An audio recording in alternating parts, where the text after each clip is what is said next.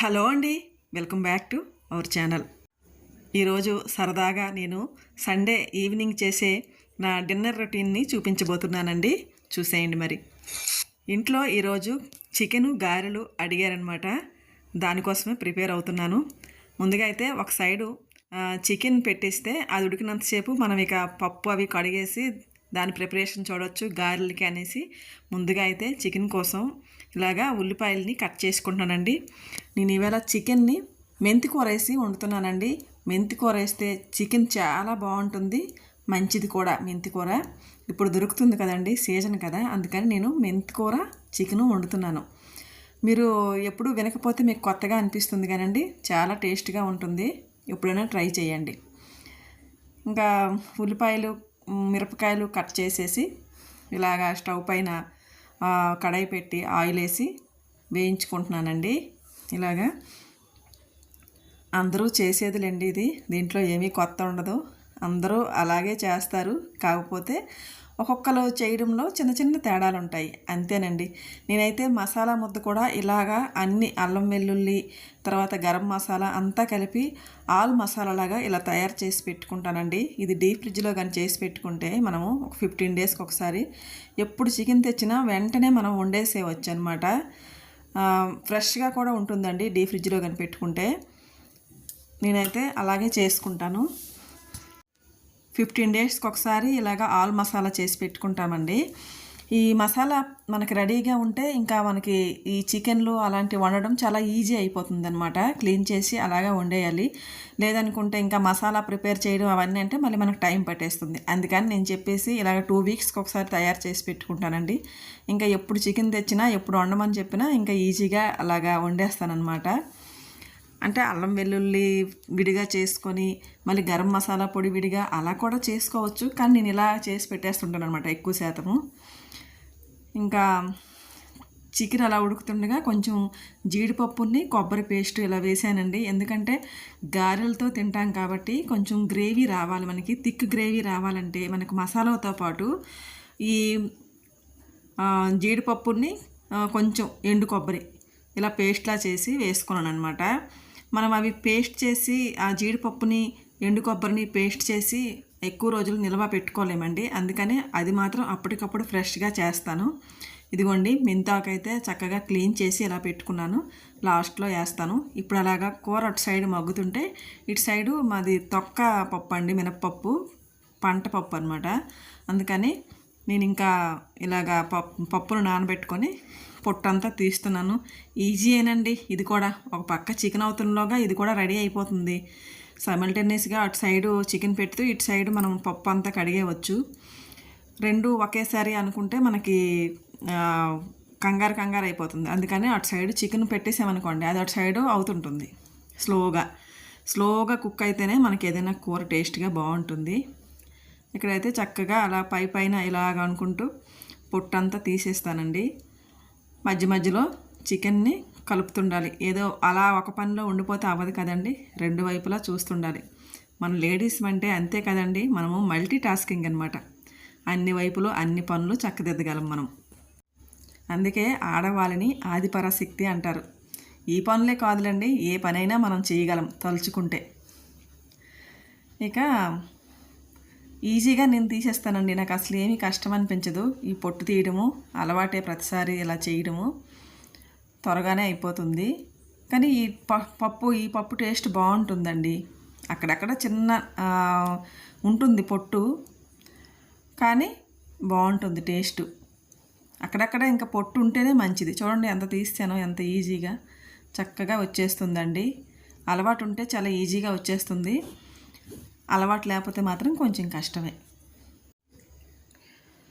ఇలా నీట్గా అలా పప్పు కడుక్కొని కొంచెం ఆ నీళ్ళన్నీ వంపేసి మళ్ళీ ఒకసారి మంచినీళ్ళు పట్టుకొని మంచినీళ్ళతో కూడా నీట్గా కడిగిస్తే ఇంకా పొట్టంతా మనకి క్లియర్గా కనిపిస్తుంది అనమాట. అలా చుట్టు తిప్పుతుంటే పైకి అలా తేలిపోతుందండి. ఇది ఒక టెక్నిక్ అనమాట. పొట్టుపప్పుని మనం ఇలాగా పొట్టు తీయడంలో చూడండి ఎంత చక్కగా పైకి వచ్చేసిందో. పొట్టు చాలా ఈజీగా వచ్చేస్తుంది ఇలా తీస్తే. లాస్ట్లో మనము ఇంకా అలాగా కొంచెం ఒకసారి ఇలా చేతితో నలిపేసి ఇలాగ అనుకొని చేయొచ్చు.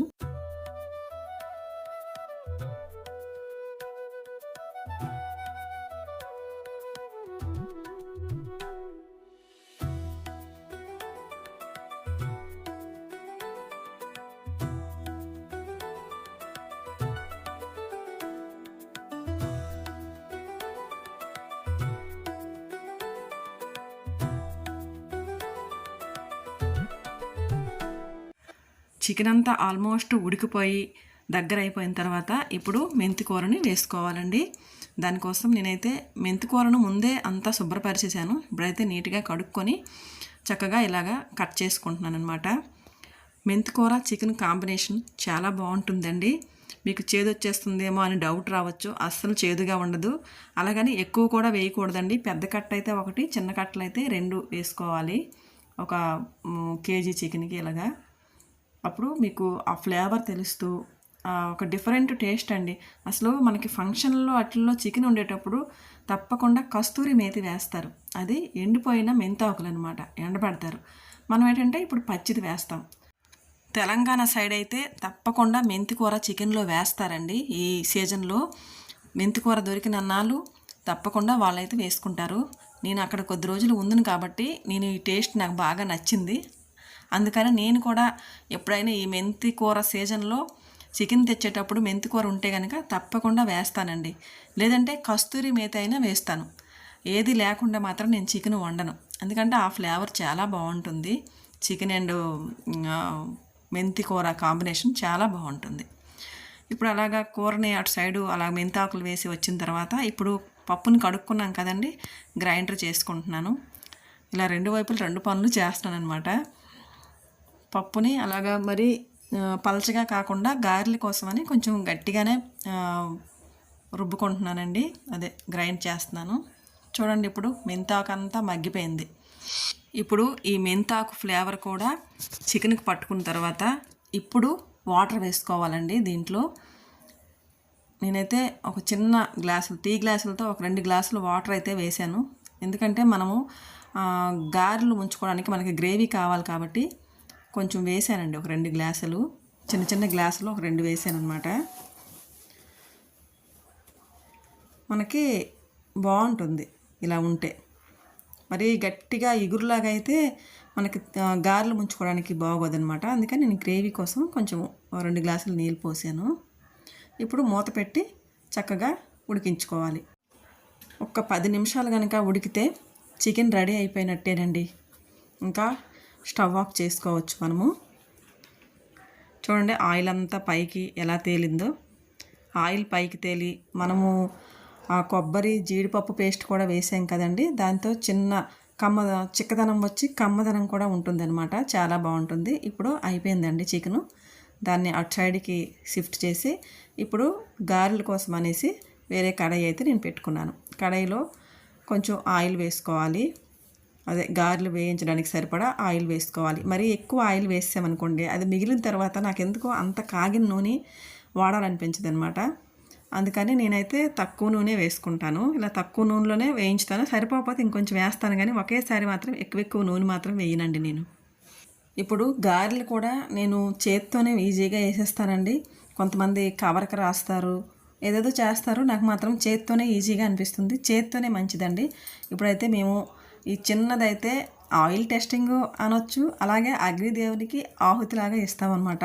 ఏ వంట చేసినా చిన్నది ఒకసారి అలా వేయించుకొని అలా చుట్టూ తిప్పి అలా వేస్తామన్నమాట. ఇదిగోండి నేను ఇలా సింపుల్గా వేసేస్తాను. నాకు ఏమి కవర్లు అలాంటివి ఏమి అవసరం లేదు. జస్ట్ చెయ్యి ఇలా నీటిలో తడుపుకొని అలా తీసుకుంటానండి. తీసుకొని మనకి ఏ సైజులో కావాలో ఆ సైజులో అలా ఈజీగా వేసేస్తానండి. నాకెందుకు గారెలు ఉండడం అంటే అసలు నాకు ఏం కష్టం అనిపించదు. చాలా ఈజీగా ఉంటుంది. ఎన్నైనా ఇలా వేసేస్తానండి నేనైతే.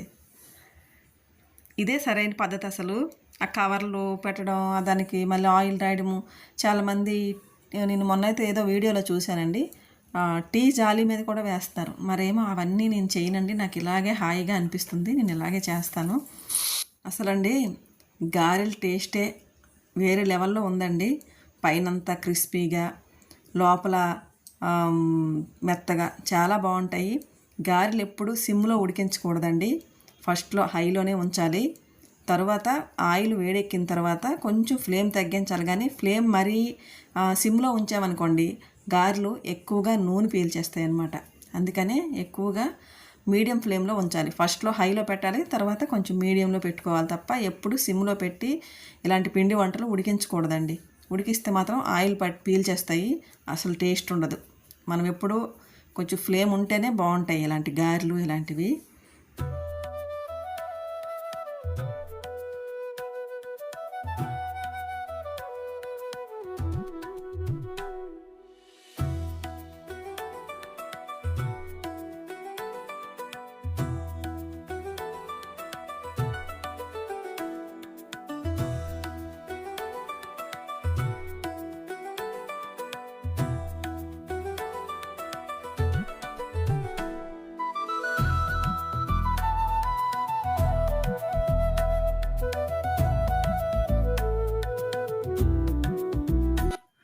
అంతేనండి, ఎంతో టేస్టీ గారెలు చికెను రెడీ అయిపోయాయండి. ఈ కాంబినేషను ఎవర్ గ్రీన్ కాంబినేషన్ కదా అండి. గారెలు చికెను అనేది చాలా బాగుంటుంది ఆ కాంబినేషను. ఇక భోజనాలన్నీ డిన్నర్ కంప్లీట్ అయిన తర్వాత చక్కగా స్టవ్ అన్నీ నీట్గా చేసేసి గిన్నెలన్నీ తోమేసి కిచెన్ అయితే నీట్గా చేసానండి. మనం ఏంటంటే మళ్ళీ రేపు మార్నింగ్ లేచేటప్పటికి మనకి ఇంకా రాత్రి నాన్ వెజ్ వండుకున్నాము అన్ని క్లమ్జీగా కిచెన్ లేకుండా నీట్గా చేశాను. కొంచెం పిండిలో ఇలా ఇడ్లీ రవ్వ కలిపి చక్కగా రేపటి కోసం అలా టిఫిన్కి సెట్ చేశాను. పాలల్లో పెరుగు తోడు పెట్టేశాను, పైన నట్స్ నానబెట్టేశాను రేపటి కోసం. ఇంకా ఇలాగా నా నైటు డిన్నర్ రొటీన్ని కంప్లీట్ చేసుకున్నానండి. అన్నీ తోమేసి అన్నీ శుభ్రం చేసేసి నీట్గా పెట్టేశాను. మళ్ళీ రేపటి నుంచి ఫ్రెష్గా మళ్ళీ మన పని మనం చేసుకోవడమే. సరదాగా పెట్టానండి. వీడియో నచ్చితే లైక్ చేయండి, షేర్ చేయండి, సబ్స్క్రైబ్ చేసుకోండి. ఇంకో మంచి వీడియోతో మళ్ళీ కలుద్దాం. అంతవరకు బాయ్ అండి.